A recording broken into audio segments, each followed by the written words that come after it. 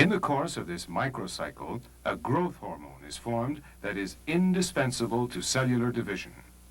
This phenomenon has been observed repeatedly in vitro cultures.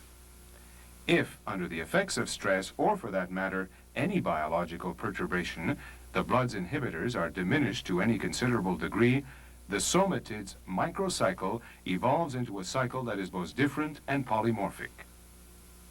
We then see the appearance of the various stages of a macrocycle, 13 additional phases in all. First, we notice a bacterial form that is the normal evolution of the microcycle when the inhibitors have been diminished.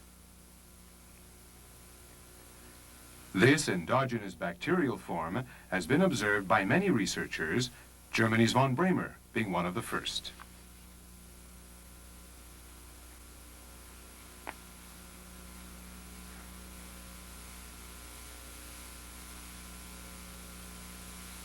The double bacteria which evolves from the preceding bacterial form is often observed in blood smears.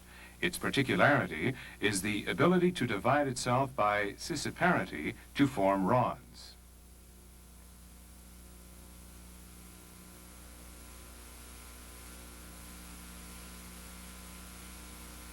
The rod form looks like a bacterial form, except that it is longer and its cytoplasm seems empty.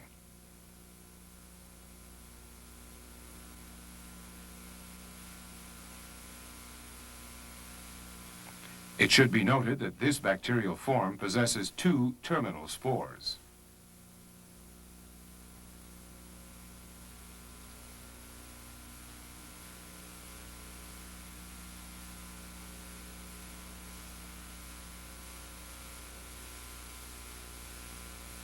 The granulated double spore bacterial form has a cytoplasm filled with granulations that begin to move.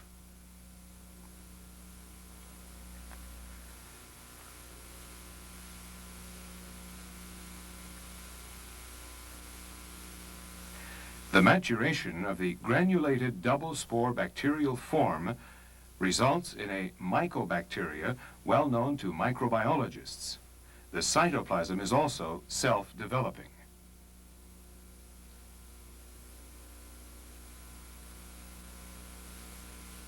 The Mycobacteria that we have just seen has developed further and formed bubble-like enclaves to which it owes its name, bubble Mycobacteria.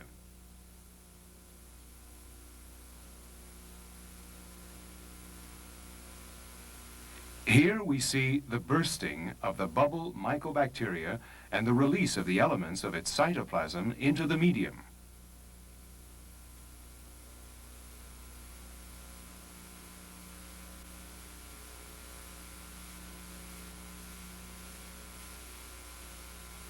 The yeast-like formations that result from the bursting of the bubble Mycobacteria have a diameter of 4 to 5 microns.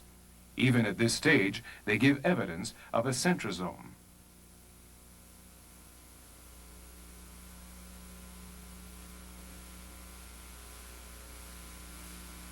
The yeast-like formations proliferate and become ascospore forms, precursors of mycelial elements.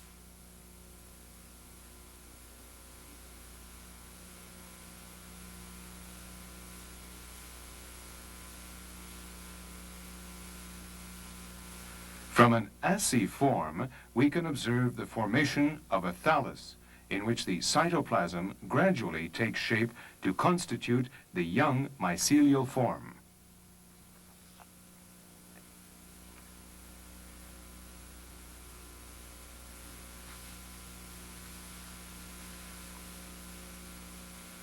It is through a conjuncture and with peristaltic movements that the young mycelial form develops a thallic cytoplasm and eventually becomes an adult mycelial form.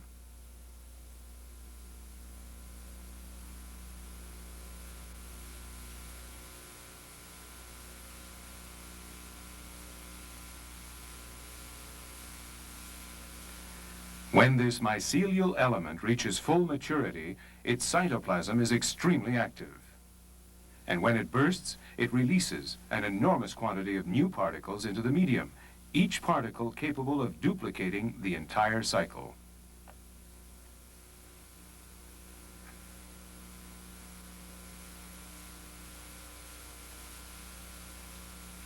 Emptied of its cytoplasm, the thallus has a fibrous appearance. Incidentally, it is this residue from the somatidian cycle that is often observed in blood smears and dismissed as an artifact of coloration. It must be underlined that these forms of mycelial characteristics do not answer to any of the criteria of fungal growth. In fact, they are not affected by massive doses of amphotericin B, fungicide, or any other antifungal substance. The preceding observations lead us to a series of postulations. 1.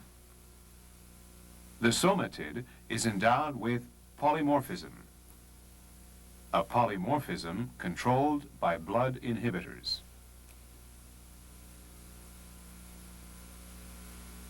2.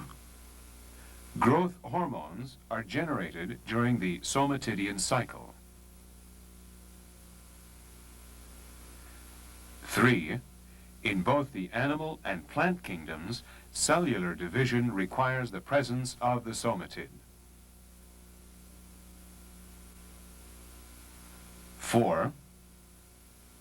When blood inhibitors are lacking, growth hormones are allowed to increase until they threaten cellular metabolism.